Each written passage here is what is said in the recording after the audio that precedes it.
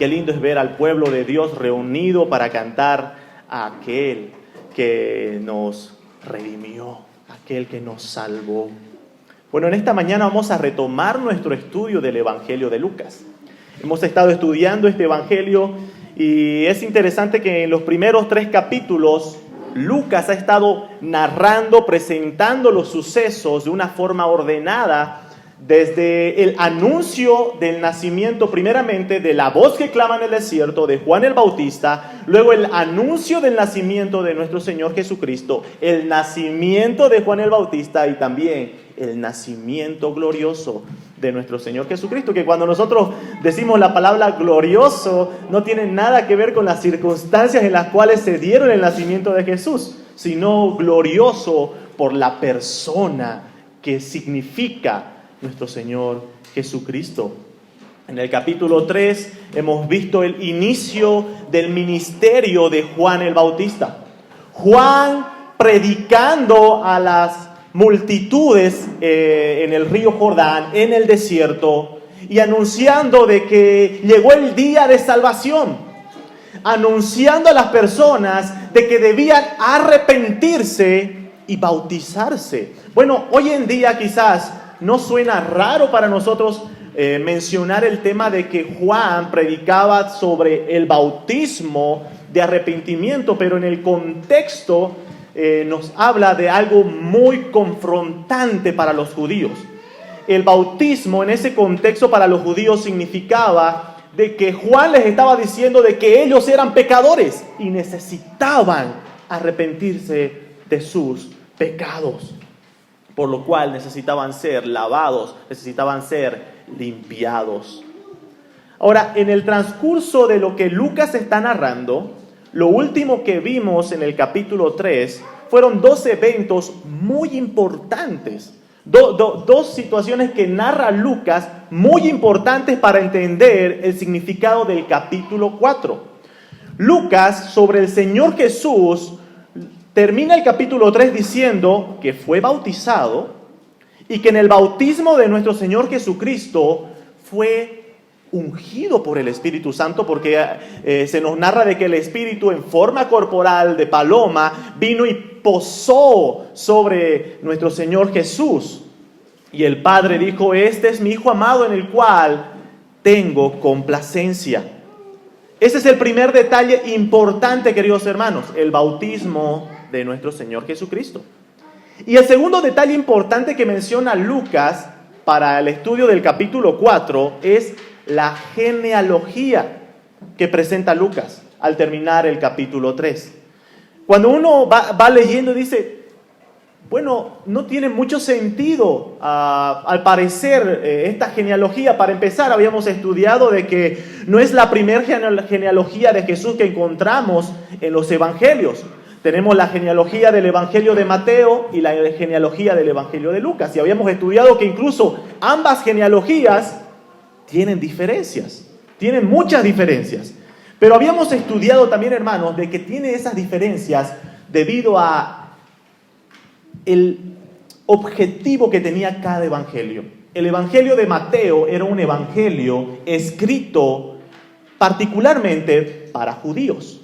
Entonces, en la genealogía de Mateo nosotros vamos a ver de que el objetivo de Mateo es demostrar de que Jesús es descendiente de Abraham y que al mismo tiempo es descendiente de David, por lo cual cumple los requisitos para ser el Mesías prometido. Ahora, en la genealogía de Lucas, con la que termina el capítulo 3, Lucas presenta una genealogía más amplia, con muchos más nombres. Mateo solamente en su genealogía va hasta Abraham, pero Lucas va hasta Adán. ¿Cuál es el objetivo de Lucas con su genealogía? Bueno, si el objetivo de Mateo era mostrar que Jesús era verdaderamente judío, verdaderamente descendiente de Abraham y de David, el objetivo de Lucas con su genealogía es mostrar que Jesús es verdaderamente hombre, es verdaderamente humano, descendiente, igual que todos nosotros de Adán. ¿Por qué son importantes estos dos detalles. Bueno, vamos a estudiarlo en esta mañana en Lucas capítulo 4, desde el versículo 1 al versículo 13, y vamos a verlo en 2 puntos esta mañana. Punto número 1, un nuevo representante de la humanidad. Punto número 1, un nuevo representante de la humanidad. Punto número 2, la tentación en el desierto. Vamos a orar y encomendarnos a nuestro Dios en esta mañana. Oremos.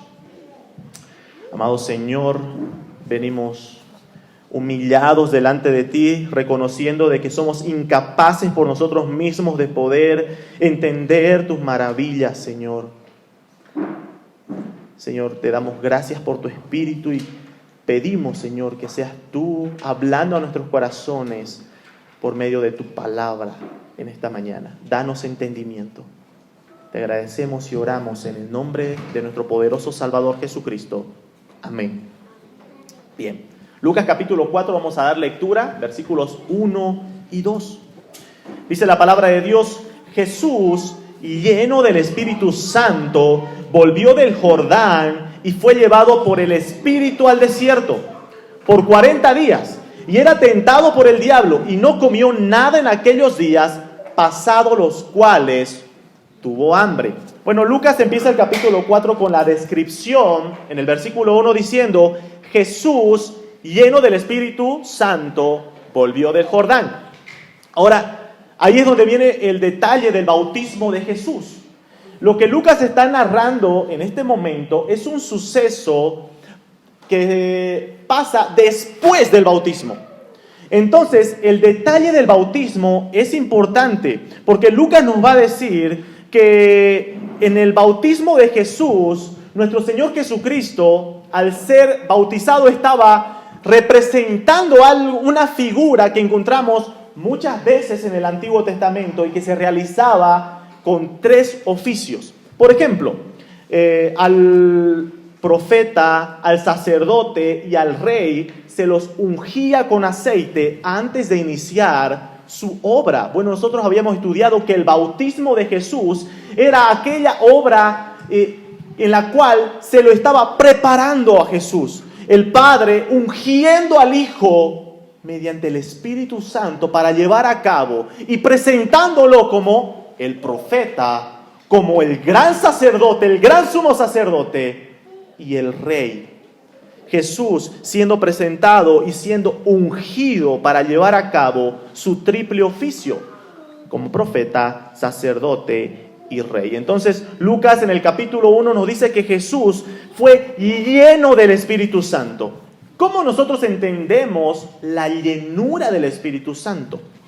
Bueno, hay que hacer algunas aclaraciones importantes. La llenura del Espíritu Santo no tiene nada que ver con nuestras emociones, o tampoco significa que Dios da su Espíritu por porciones, sino que tiene que ver, como nosotros encontramos en las cartas del apóstol Pablo, luego cuando va explicando y va diciendo a los creyentes de que sean llenos del Espíritu Santo, tiene que ver con aquella comunión con Dios, con estar llenos de la palabra de Cristo. Por ejemplo, hay 2 pasajes que normalmente se estudian para poder entender la llenura del Espíritu Santo. Nosotros vemos en Efesios capítulo 5, versículo 18, el apóstol Pablo les dice a esta iglesia: no os embriaguéis con vino, en lo cual hay disolución o descontrol. Pablo le está diciendo: no se embriaguen con vino, en lo cual hay descontrol, sino antes bien sed llenos del Espíritu Santo. Bueno, la idea de lo que Pablo está diciendo es que está comparando el embriagarse con vino, que produce descontrol, pero antes ser lleno del Espíritu Santo, es decir, ser controlados. En vez de ser controlado por el alcohol, debe ser controlado, lleno del Espíritu. Ahora, ¿cómo entendemos? Seguimos todavía con la pregunta de cómo entendemos. Hay un pasaje paralelo a este de Efesios que se encuentra en Colosenses capítulo 3. Si usted, hermano o hermana, compara Efesios capítulo 5 desde el verso 18 en adelante y compara Colosenses capítulo 3, desde el verso 14 en adelante, se va a dar cuenta que son pasajes paralelos, son pasajes muy similares. Pero al iniciar, Pablo hace una diferencia que significa lo mismo. Por ejemplo, en el versículo 16 dice: la palabra de Cristo more en abundancia en vosotros, enseñándoos y exhortándoos unos a otros en toda sabiduría, cantando con gracia en vuestros corazones al Señor, con salmos e himnos y cánticos espirituales. La diferencia que encontramos entre Efesios y Colosenses, en realidad es que en uno dice sed lleno del Espíritu Santo y en otro Pablo dice la palabra de Cristo mora en abundancia, pero el resultado es el mismo, Eso significa, queridos hermanos, que ¿cómo entendemos nosotros la llenura del Espíritu Santo? Es alguien que abunda en la palabra de Dios, que es lleno de la palabra de Dios, que fue inspirada por el Espíritu de nuestro Dios. Ahora, hermanos, vamos a ver ese detalle muy importante, cómo se cumple en el desarrollo del pasaje que vamos a estudiar. Recuerden, Jesús lleno del Espíritu Santo, capacitado para poder llevar a cabo su obra. Ahora aquí seguimos estudiando algunos detalles importantes. Dice: Jesús lleno del Espíritu Santo volvió del Jordán y fue llevado por el Espíritu al desierto. Ahora, Mateo capítulo 4, que es el pasaje paralelo de Lucas, Mateo capítulo 4, va a presentar un detalle que parece raro, pero es muy importante. Mateo capítulo 4, versículo 1, dice: entonces Jesús fue llevado por el Espíritu al desierto para ser tentado por el diablo. Un detalle que no menciona Lucas, pero que sí nos da Mateo, es cuál fue el propósito por el cual el Espíritu llevó a Jesús al desierto. Hermanos, algo que es importante entender con respecto a la tentación de Jesús es que no fue un suceso improvisado. No fue de que Jesús estaba justo caminando por el desierto cuando se le apareció el diablo para tentarle, sino que la Escritura nos dice de que fue el mismo Espíritu que lo llevó al desierto. Y no solamente nos dice eso, sino que lo llevó con un propósito específico. Mateo 4:1, para ser tentado por el diablo. Ahora, aquí vienen preguntas importantes.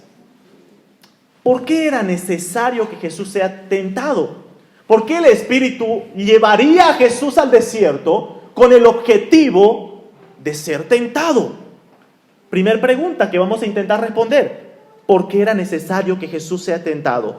Segunda pregunta que vamos a intentar responder: ¿era posible que Jesús, siendo Dios, sea tentado? ¿Es posible? ¿Era posible? ¿O es una contradicción bíblica? Bueno, hermanos, vamos a intentar responder esas dos preguntas. Vamos a empezar primeramente: ¿por qué era necesario que Jesús sea tentado? ¿Por qué el Espíritu lo llevó al desierto con ese objetivo de que el diablo lo tiente? Bueno, habíamos mencionado que los acontecimientos o detalles presentados por Lucas anteriormente son importantes. El bautismo nos muestra que el Señor estaba capacitado por el Espíritu Santo para llevar a cabo su obra. Pero también habíamos mencionado de que Lucas termina el capítulo 3 con una genealogía. Y habíamos dicho de que el objetivo de Lucas al presentar esta genealogía es mostrar de que Jesús es verdaderamente humano. Si nosotros vemos, esta genealogía va desde Jesús hasta Adán. Bueno, que luego dice Adán, hijo de Dios. La idea es mostrar que Jesús verdaderamente es humano. ¿Esto por qué es importante, queridos hermanos? para el desarrollo del pasaje que estamos estudiando en Lucas capítulo 4 sobre la tentación de Jesús. Y para intentar responder la pregunta de por qué era necesario que Jesús sea tentado. Es importante porque Lucas nos lleva a cómo empezó la historia del pecado en la humanidad. Empezó con la desobediencia de un hombre cediendo a la tentación de Satanás. Ahora Lucas nos va a presentar y va a decir, bueno, el primer Adán fracasó, pero aquí tenemos un nuevo representante, un nuevo descendido, un nuevo humano que va a representar a las personas. Bueno, Lucas nos va a presentar que al comienzo de su ministerio Jesús debía, como el segundo Adán, resistir la tentación y prestar obediencia perfecta. Lucas nos va a mostrar ese contraste, ¿no? Del nuevo representante, cómo inició la historia del pecado en la humanidad, con un hombre cediendo a la tentación del diablo. Y ahora vemos a un nuevo representante siendo llevado nuevamente frente al enemigo para ser tentado. Pero esta vez para mostrar que este nuevo representante no iba a fracasar, no iba a pecar, sino que iba a mostrar obediencia perfecta. Bueno, primer pregunta entonces, ¿por qué era necesario? Porque formaba parte del plan de redención. Mostrar que nuestro nuevo representante, el nuevo y postrer y mejor y perfecto Adán, debía vencer la tentación. Segunda pregunta, ¿era posible la tentación? ¿Es posible que Jesús, siendo Dios, sea tentado? Ahora, hermano, ¿por qué es importante esta pregunta? Es importante porque hay quienes sugieren que la tentación de Jesús no fue real, diciendo de que probablemente, Jesús es Dios. Entonces, la Biblia dice que Dios no puede ser tentado. Entonces, o es una contradicción o la tentación no fue real. Bueno, queridos hermanos, para responder esta pregunta debemos entender algo que se conoce como la unión hipostática de Cristo. Es un término teológico, pero en términos sencillos eso significa la doble naturaleza de Jesús. El Hijo, la segunda persona de la Trinidad, el eterno Hijo, Él incorporó a su naturaleza eterna, a la naturaleza divina que posee por formar parte de la Trinidad, por ser Dios mismo, incorporó a sí mismo otra naturaleza, que es la naturaleza humana. Y Él por eso, al incorporar esa naturaleza humana, nació como uno de nosotros, creció como uno de nosotros y vivió en semejanza como uno de nosotros, como dice el escritor de Hebreos, capítulo 4, versículo 15. Vivió en semejanza como uno de nosotros, incorporando así esa naturaleza humana.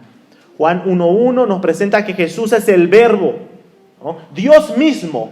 Y luego Juan 1:14 nos dice que ese Verbo, que es Dios mismo, se encarnó, tomó forma de hombre, incorporó a sí mismo, siendo Dios, una naturaleza humana. Pero así como les mencionaba Hebreos capítulo 4, versículo 15, el mismo escritor a los Hebreos presenta un detalle importante, que si bien Jesús fue semejante y fue tentado en semejanza como nosotros y creció como nosotros, hay un detalle diferente, muy importante, pero sin pecado. Sin pecado. La tentación de nuestro Señor Jesús fue real, solamente que fue real en el contexto de su naturaleza humana. Jesús al incorporar su naturaleza humana, vivió las limitaciones que los seres humanos vivimos en nuestra naturaleza humana. Él tuvo hambre, tuvo sed, tuvo frío, tuvo sueño, como uno de nosotros. La gran diferencia que Él es el sin pecado. Pero Él es verdaderamente humano. Fue verdaderamente humano. Su encarnación fue verdaderamente. Ahora, ¿por qué esto es importante, hermanos? ¿Por qué es importante? Porque aquel que debía representar a la humanidad debía ser verdaderamente humano. Hebreos capítulo 2. Hebreos capítulo 2, versículo 16 en adelante dice: porque ciertamente no socorrió a los ángeles, sino que socorrió a la descendencia de Abraham, por lo cual debía ser en todo semejante a sus hermanos, para venir a ser misericordioso y fiel sumo sacerdote en lo que Dios se refiere, para expiar los pecados del pueblo. Era necesario que Jesús sea verdaderamente humano para salvar a quienes, a los humanos. Era necesario. Por eso este detalle importante de Lucas presentando la genealogía de que Jesús es verdaderamente humano, y viendo el tema de que Jesús verdaderamente fue tentado en su naturaleza como humano. Volvemos a Lucas capítulo 4. Lucas capítulo 4 nos dice que fue llevado por el Espíritu al desierto. Veíamos que Mateo agrega el detalle de que no fue llevado al desierto con el objetivo claro de ser tentado. Y dice que fue llevado en el desierto por 40 días. Y era tentado por el diablo. Ahora, hermanos, la humanidad de Cristo fue real, pero al mismo tiempo, la humanidad de Cristo no debilitó su deidad o su naturaleza divina, tampoco lo hizo menos humano. Es por eso el detalle que Lucas muestra, de que estuvo por 40 días, bueno, Mateo nos muestra de que estuvo por 40 días en ayuno, y luego, obviamente, tuvo hambre. A veces nosotros pensamos en la naturaleza de nuestro Señor Jesucristo, en la persona de nuestro Señor Jesucristo como si fuese algo irreal su humanidad, como si Él nunca tenía hambre, nunca tenía sed. Él tuvo hambre, porque estuvo sin comer 40 días. Bueno, ahora sí entramos a nuestro segundo punto, la tentación en el desierto. ¿Por qué son importantes los detalles que veíamos anteriormente de Jesús en el desierto y Jesús teniendo hambre? Hemos visto de que Lucas está presentando de que a un nuevo representante de la humanidad, y nos lleva al pensamiento de cómo inició el pecado en el hombre. Ahora aquí se encuentra un contraste que nos muestra cómo este segundo Adán, nuestro Señor Jesucristo, estaba siendo probado aún de una forma más severa que lo que fue el primer Adán. Recordemos que el primer Adán fue tentado cuando él se encontraba en el paraíso, cuando él a su alrededor tenía todo tipo de alimento y Dios le había dicho: de todo árbol del huerto puedes comer. Y no encontramos en la Escritura un detalle en Génesis que nos diga que justo 2 días antes Adán no comió nada. No hay ese detalle en las Escrituras. Pero ahora tenemos a nuestro nuevo representante, a nuestro Señor Jesucristo, el segundo Adán. ¡Qué contraste! El primer Adán en un paraíso, nuestro Señor Jesucristo en un desierto. El primer Adán rodeado de alimento. Nuestro Señor Jesucristo rodeado de piedras y de arena. El primer Adán no hizo ayuno, no estuvo ningún día sin comer. Nuestro nuevo Adán, el nuevo y mejor y postrer Adán, 40 días en ayuno. Una prueba aún más severa. Pongámonos a pensar.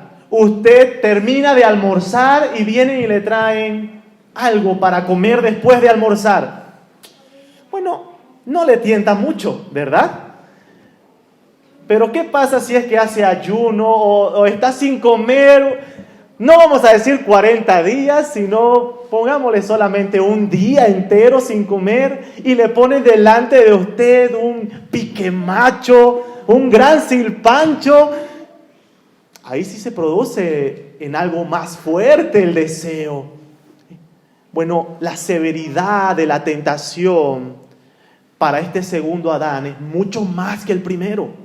El primero tenía todas las comodidades, pero ahora nuestro Señor Jesucristo fue llevado al desierto y estuvo 40 días sin comer. Ahora sí empezamos a ver cuáles fueron los ofrecimientos de Satanás a nuestro Señor Jesucristo. A la primera tentación, versículos 3 al 4 de Lucas, dice: entonces el diablo le dijo: si eres hijo de Dios. Vamos a detenernos ahí.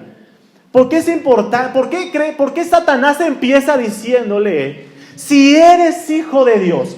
Recordemos que Jesús fue llevado luego de ser bautizado. ¿Qué sucedió en ese contexto del bautismo? Jesús fue bautizado, el Espíritu Santo vino sobre Jesús en forma corporal de paloma y se escuchó una voz que le dijo a Jesús, que decía: este es mi Hijo amado, en cual tengo complacencia. El Padre declaraba que Él era el Hijo amado, en el cual se complacía. Ahora viene Satanás diciéndole: con que tú eres hijo de Dios. Y le dice: si eres hijo de Dios, empieza su tentación. Si eres hijo de Dios, di a esta piedra que se convierta en pan. Bueno, hermanos, esta tentación fue muy real para nuestro Señor. Número uno, habíamos dicho que Él estaba con hambre. ¿Sí? Él estaba con hambre, pero no había nada de alimento a su alrededor. La tentación de decirle: si eres hijo de Dios, di a estas piedras que se conviertan en pan, fue real para Jesús, porque Él sí podía hacerlo. Si a mí me dice alguien: yo puedo estar sin comer 3 días, y me ponen una piedra a un lado y me dicen: convierte esa piedra en pan, por más que yo quiera, no voy a poder hacerlo. Pero para nuestro Señor Jesús sí fue una tentación muy real. ¿Por qué? Porque Él sí podía. Él sí podía convertir la piedra en pan. Y fue y tentó. Recordemos el contexto: 40 días sin comer, con hambre. Bueno, es interesante cómo responde nuestro Señor Jesucristo a la tentación. Dice: Jesús respondiéndole dijo, versículo 4, escrito está. Nuestro Señor Jesucristo acude a la Escritura. Ahora, ¿se acuerdan del detalle que mencionábamos en el versículo 1 cuando decíamos Jesús lleno del Espíritu Santo? Y que decíamos que la llenura del Espíritu Santo significa esa comunión con Dios, estar lleno, abundar en las palabras de Dios. Nuestro Señor estaba lleno del Espíritu porque abundaba en la palabra de Cristo. Bueno, en la palabra de Dios. Y Él responde: escrito está. Hermano, hermana, no hay forma de que nosotros procuremos vivir una vida en santidad para nuestro Dios, alejados de la Escritura. No hay forma en la cual nosotros podamos vivir una vida que glorifique a Dios, alejado de la Escritura. No hay. No puede reemplazar la palabra por nada. Y usted puede decir, pero yo canto todos los días. Pero no reemplaza la Escritura. Usted puede decir, pero yo oro todos los días. No reemplaza a la Escritura. No estoy diciendo que orar esté mal. No estoy diciendo que cantar esté mal. Pero la Escritura es la base. Ese es el sustento de todo lo que hacemos. Oramos en base a la Escritura. Cantamos en base a la Escritura. Vivimos. Debemos vivir en base a la Escritura. No podemos procurar vivir una vida agradable a Dios. Por eso nuestro Señor Jesús, lleno del Espíritu, lleno, abundando en la palabra, responde ante la tentación. Escrito está. Ahora, ¿qué versículo cita nuestro Señor Jesucristo? Bueno, Él dice, no solo de pan vivirá el hombre, sino de toda palabra de Dios. Ese es un versículo que encontramos nosotros en Deuteronomio. El escritor de Moisés está haciendo un recordatorio al pueblo de Israel con respecto a la provisión de Dios en relación al maná en el desierto. Y aún así, Moisés le dice al pueblo, no solo de pan vivirá el hombre, a un pueblo que vivió de pan, a un pueblo que vivió comiendo pan en el desierto, le dice, no solo de pan vivirá el hombre, sino de toda palabra que sale de la boca de Dios. ¿Qué es lo que está intentando mostrar Moisés, como también nuestro Señor Jesús, al usar ese versículo?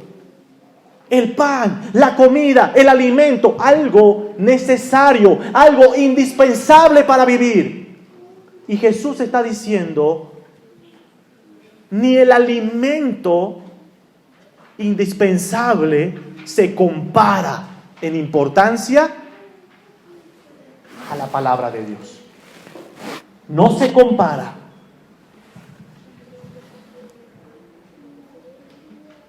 ¿Cuán importante es la palabra de Dios para tu vida? Recordemos que este versículo nos muestra de que ni siquiera el alimento, que es algo indispensable para vivir, sí, ni siquiera el alimento supera en importancia a la palabra de Dios. Y quizás ahorita si yo pregunto, ¿la palabra es lo más importante para tu vida? Y muchos van a decir, sí. Pero si ni siquiera la leíste hoy día antes de venir, ni siquiera la abriste en toda la semana, ¿cómo vamos a decir que la palabra de Dios es importante para mi vida? ¿Tú comiste todos los días esta semana? Sí que comiste todos los días esta semana. No importa la actividad que tenías, no importa cuán ocupado estás, siempre hay tiempo para comer, ¿verdad? No importa que trabajes 25 horas al día, aunque el día tenga 24 horas, siempre hay tiempo para comer. ¿Qué tal con la palabra de Dios? ¿Cuánto tiempo tiene la palabra de Dios en tu vida? ¿De verdad es importante? La palabra de Dios debe ser lo más importante en nuestra vida. Debe ser lo más importante. Escrito está, no solo de pan vivirá el hombre, sino de toda palabra de Dios. Segunda tentación, versículos 5 al 8. La palabra de Dios dice: y le llevó el diablo a un alto monte y le mostró en un momento todos los reinos de la tierra. Bueno, en este versículo 5 hay algunas interpretaciones con respecto a el significado, diciendo, no es posible de que le haya mostrado todos los reinos de la tierra en un momento, si es que esto no hubiese sido una visión. Bueno, no tenemos nosotros especificado en la Escritura si la tentación o todo lo que está pasando acá sucedió en una visión o si fue físicamente hecho. Pero eso no significa que la tentación no haya sido real, ¿sí? No significa que el contemplar todos los reinos, ya sea por una visión o contemplarlos visualmente, físicamente, no difiere si la tentación haya sido o no real. Y el diablo le dijo, versículo 6, al mostrarle todos los reinos de la tierra, a ti te daré toda esta potestad y la gloria de ellos, porque a mí me ha sido entregada y a quien quiero la doy. Bueno, hermanos, hay dos posiciones con respecto a la tentación que está haciendo Satanás en este momento. Número 1, hay quienes creen que Satanás verdaderamente tiene el control de todos los reinos y que verdaderamente él da los reinos a quien quiere. Y hay los que afirman que lo único que está haciendo Satanás es engañar y mentir. Está intentando ofrecer algo que verdaderamente no le pertenece. Bien, ¿cuáles son los argumentos de cada una de estas posiciones? Por ejemplo, la primera posición, los que afirman que Satanás verdaderamente está al control de este mundo, lo presentan con los siguientes versículos. Efesios capítulo 2, verso 2, es uno de los versículos más usados para decir que Satanás sí está al control de los reinos y él puede colocar reinos y quitar reinos.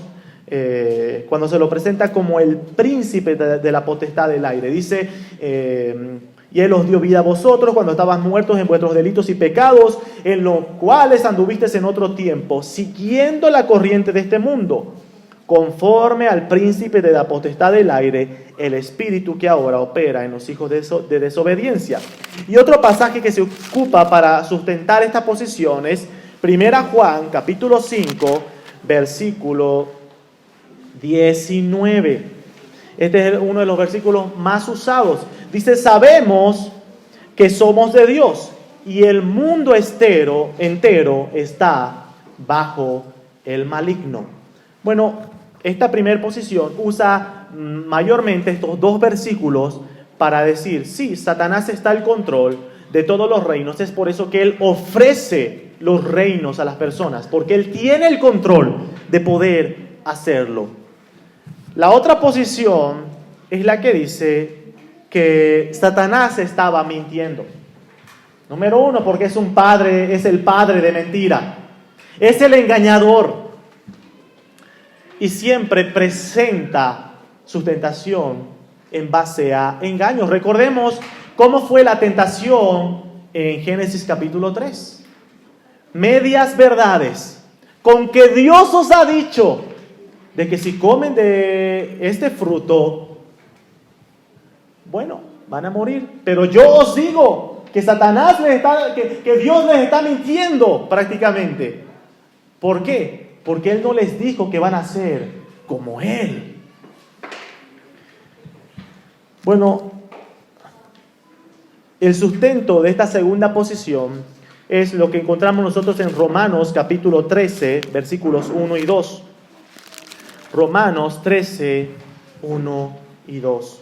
Dice, sométase toda persona a las autoridades superiores, porque no hay autoridad sino de parte de Dios.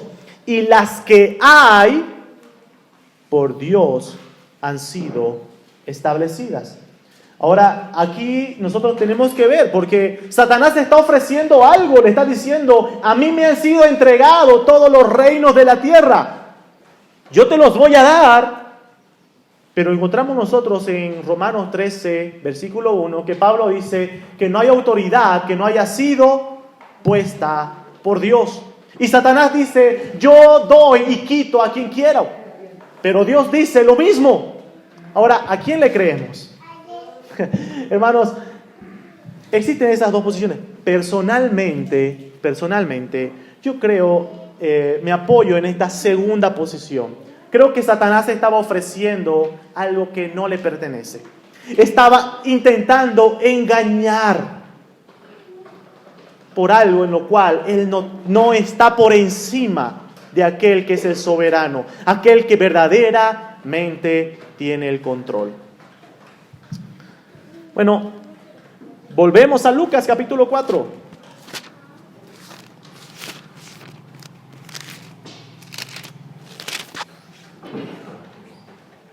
¿Cuál es la condición? El diablo le está ofreciendo, te voy a dar todo. ¿Cuál es la condición? Si tú postrado me adorares, todos serán tuyos. Nada viene gratis. Nada viene gratis. Satanás ofreciendo lo que no le pertenece, pero al mismo tiempo pidiendo lo que no le pertenece. Y nuestro Señor Jesucristo le deja en claro a quién es el único que le pertenece la adoración.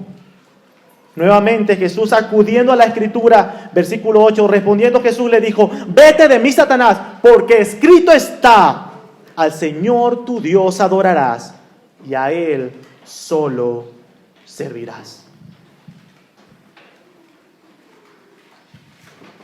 Hermanos, cuando nosotros vemos el plan de salvación del Señor, nosotros vemos en la Escritura que al Señor le va a ser entregado todos los reinos.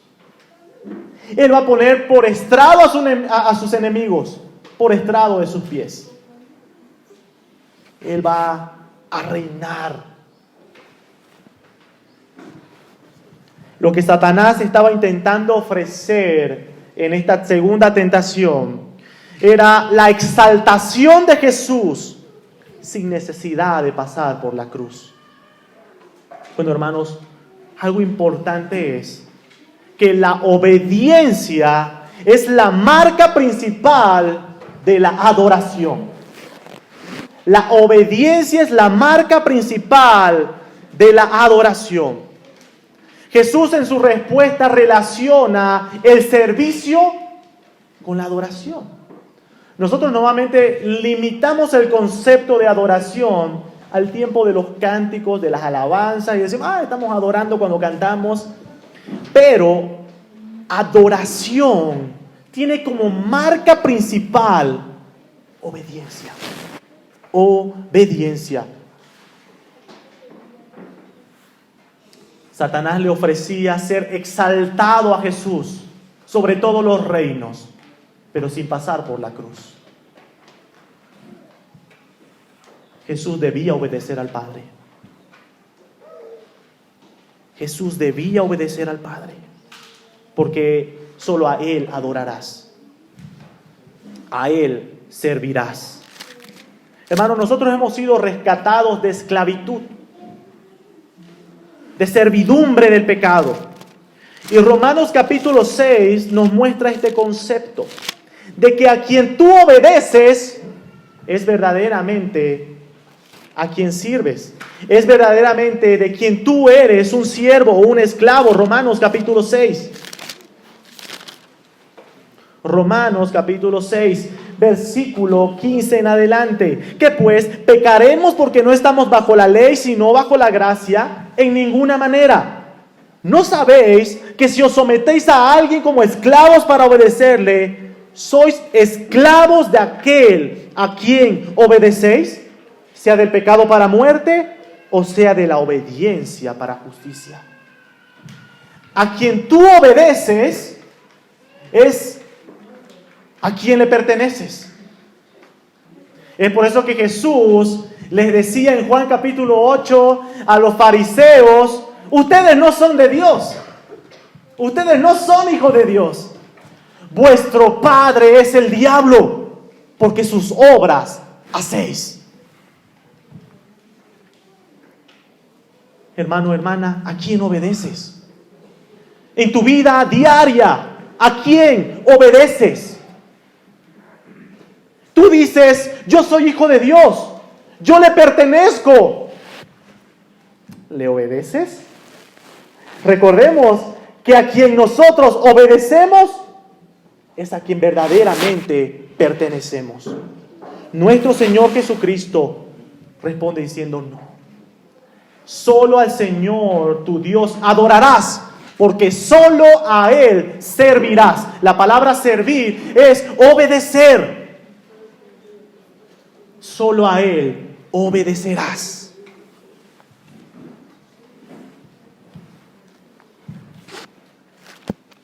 Vamos a la última tentación, Lucas capítulo 4.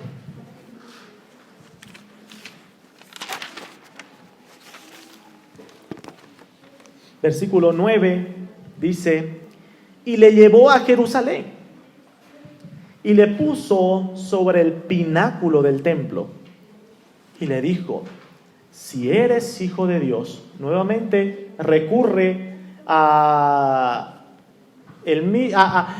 mismo enunciado del principio. Si tú dices que eres hijo de Dios, si eres hijo de Dios, échate de aquí abajo.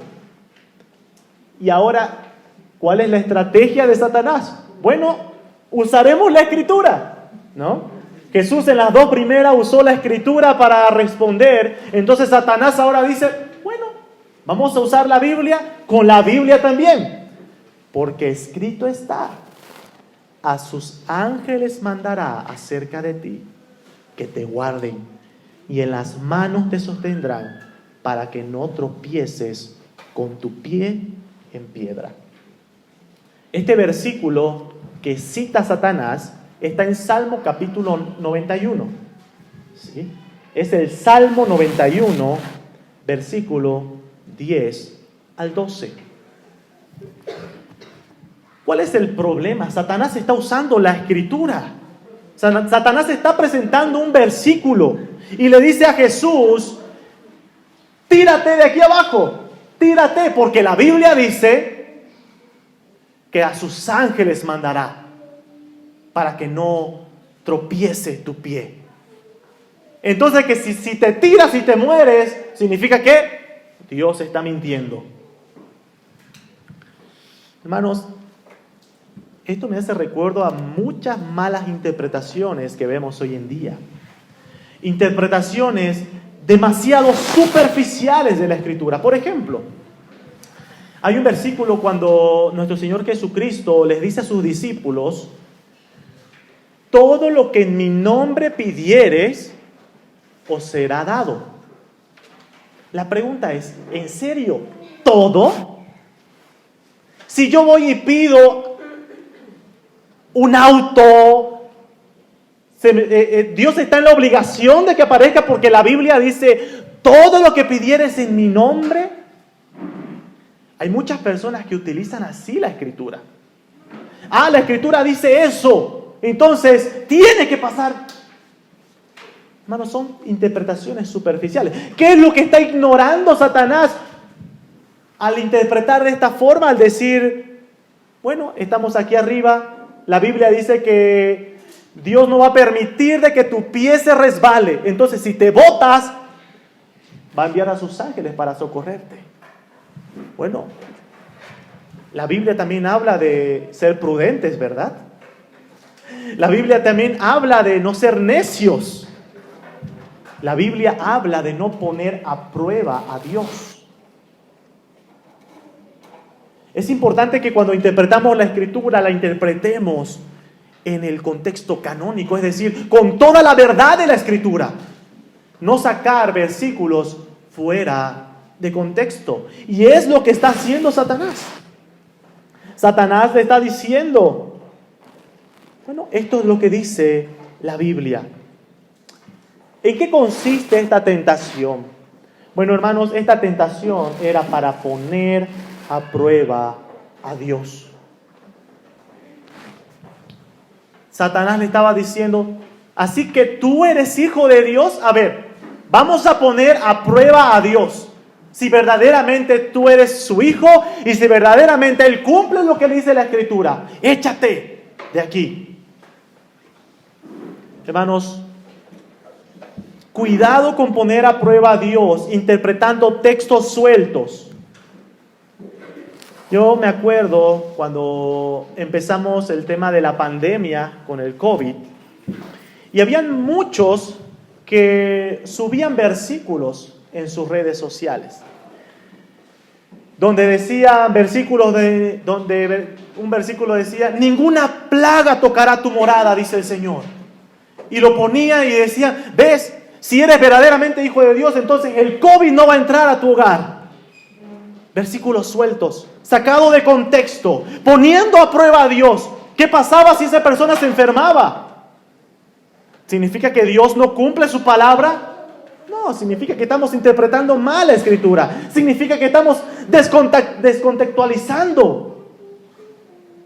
Mucho cuidado con poner a prueba, con querer poner a prueba a Dios. Y es por eso que la respuesta de nuestro Señor Jesús es esa. Versículo 12. Respondiendo Jesús le dijo, dicho está, no tentarás al Señor tu Dios. Que en otra traducción es, no pondrás a prueba a Dios. Dios no tiene nada que probarnos. Dios no tiene nada que probarnos. Él es perfecto. Él siempre cumple lo que hace, lo que promete. Él no tiene nada que probarnos. El contexto del versículo que está diciendo nuestro Señor Jesucristo, bueno, el verso que cita aquí en el versículo 12 es Deuteronomio 6:16. Y este versículo de Deuteronomio 6:16 hace referencia al pasaje de Éxodo capítulo 17, verso 1 al 7. El pueblo de Israel había sido liberado de la esclavitud en Egipto y pasaron pocos días y el pueblo tuvo sed. Tuvo sed. Y el pueblo empezó a quejarse contra Dios. Y ahí Moisés le dice, ¿por qué están intentando poner a prueba a Dios? ¿Por qué están tentando a Dios que los sacó y los rescató? Bueno, ahí Dios actúa con misericordia y da agua al pueblo de una roca. Hace brotar agua de una roca. Pero la idea del contexto nos muestra de que el pueblo estaba intentando poner a prueba la bondad de Dios, el cumplimiento de sus promesas a Dios, porque el pueblo de Israel se quejaba contra Moisés diciendo, para eso nos sacaste de la esclavitud en Egipto, para venir y morirnos aquí en este desierto. Desconfiando de la palabra de Dios, desconfiando del plan de Dios. Bueno, es la misma idea con respecto a la tentación que está ofreciendo Satanás. Poner en desconfianza la palabra de Dios. Poner en desconfianza la promesa de Dios. Y Jesús le dice, no vas a poner a prueba a Dios. No tentarás a Dios. Verso 13 dice, y cuando el diablo hubo acabado toda tentación, se apartó de él por un tiempo. Eso nos muestra que la obra del enemigo en contra de nuestro nuevo representante no acabó acá, sino que fue a lo largo de todo el tiempo que estuvo aquí en la tierra. Pero ¿saben qué es lo maravilloso, hermanos? Que tenemos la certeza y seguridad de que nuestro Señor Jesucristo venció. Cuando nosotros hablamos del Evangelio de nuestro Señor Jesucristo, muchas veces solamente pensamos en aquel Jesucristo crucificado, golpeado, con la corona de espinas, con los clavos enormes, pero ignoramos la importancia de la obediencia perfecta de nuestro Señor a lo largo de su vida. No solamente en este evento en el cual nos muestra que este nuestro nuevo representante, a diferencia del primero, sí es capaz de vencer la tentación del enemigo, sino a lo largo de toda su vida perfecta, aquel que fue perfecto, obediencia perfecta. Amados hermanos,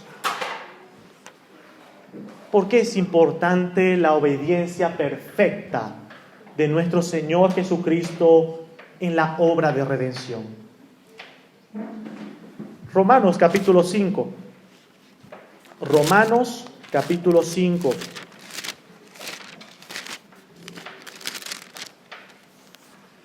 Versículo 12 en adelante dice: por tanto, como el pecado entró en el mundo por un hombre, y por el pecado la muerte, así la muerte pasó a todos los hombres, por cuanto todos pecaron.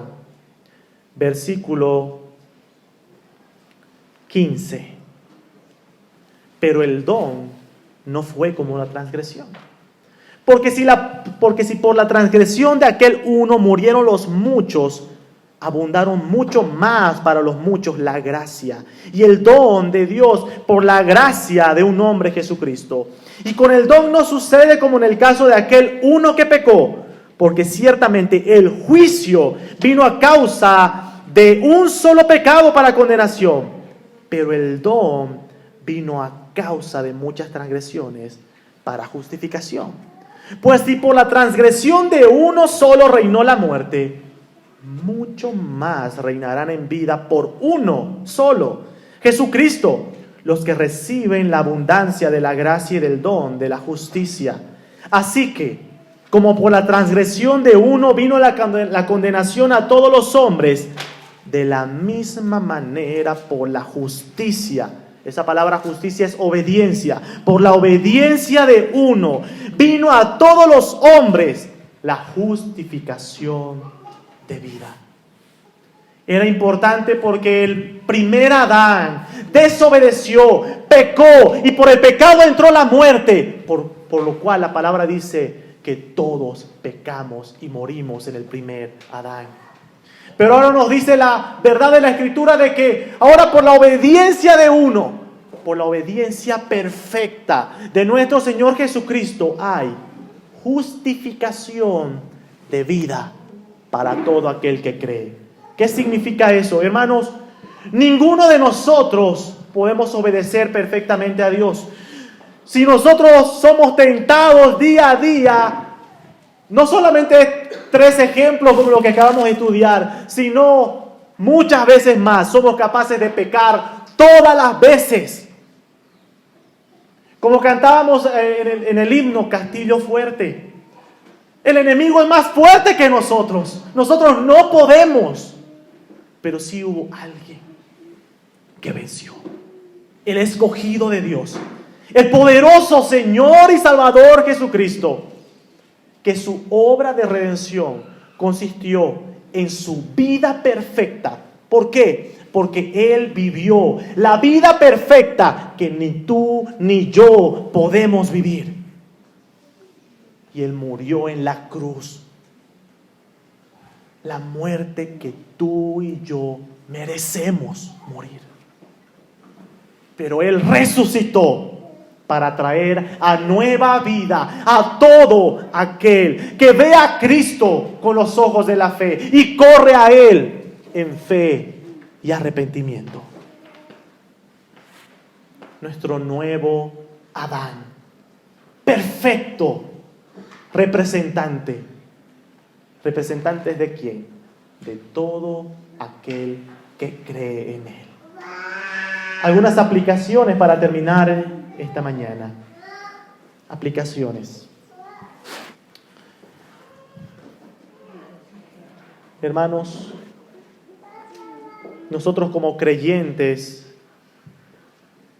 tenemos como ejemplo a nuestro representante de cuán importante es para poder vivir una vida de obediencia a nuestro Dios, llenarnos del Espíritu, abundar en las Escrituras.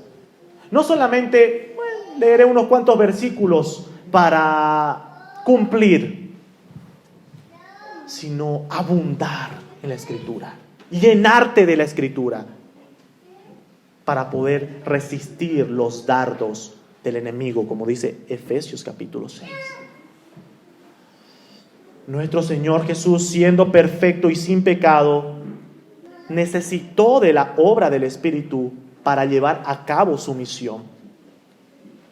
Cuanto más nosotros, viles pecadores, necesitamos de la obra del Espíritu del Señor por medio de su santa palabra, abundando en nuestros corazones. Pero al mismo tiempo, es esperanzador, hermanos, que la salvación no depende de nuestra obediencia, sino de la obediencia de aquel que es perfecto. Nuestro Señor, como nuevo y postrer Adán, no solo venció la tentación, a diferencia del primer Adán, sino que así como por el primer Adán entró el pecado al mundo y por el pecado la muerte, por la obediencia de Cristo hay justificación de nuestros pecados, y por su muerte y resurrección hay vida eterna para todo aquel que cree en Él. Oremos.